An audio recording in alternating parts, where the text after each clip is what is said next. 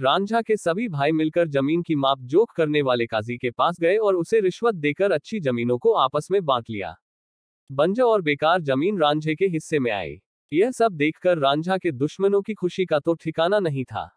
अब वे समाज में घूम घूम कर कहने लगे कि अब रांझा को भाइयों ने जाल में अच्छा फांसा है। रांझा को भी वो अपमानित करते हुए कहते थे, यह आदमी खेत कैसे जोत सकता है जिसके सर पर बड़े बड़े बाल हैं लेकिन दिमाग में दही भरा है। ऐसे आदमी से कौन औरत शादी करेगी जो जिंदगी में कभी कुछ नहीं कर सकता। रांझा की बेइज्जती करने में भाई भी पीछे नहीं थे। वे कहते, उसने तो औरतों की तरह चूड़ियां पहन रखी हैं, दिन भर बांसुरी बजाता रहता है और रात भर गाता रहता है। अगर वह जमीन को लेकर लड़ने आता है तो आने दो, देखते हैं कि क्या कर लेता है। हम सब की ताकत के आगे वह अकेला कुछ नहीं कर सकता। रांझा भारी दिल लिए अपने बैलों को लेकर खेत जोतने चला, लेकिन उसकी आत्मा रो रही थी और धूप की तलखी उसके दुख को और बढ़ा रही थी। खेत जोतते हुए जब थक गया तो वह छाया में जाकर लेट गया और आराम करने लगा।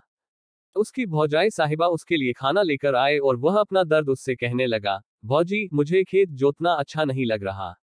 जमीन बहुत कठोर है, मेरे हाथों में फफोले और पैरों में छाले पड़ गए हैं।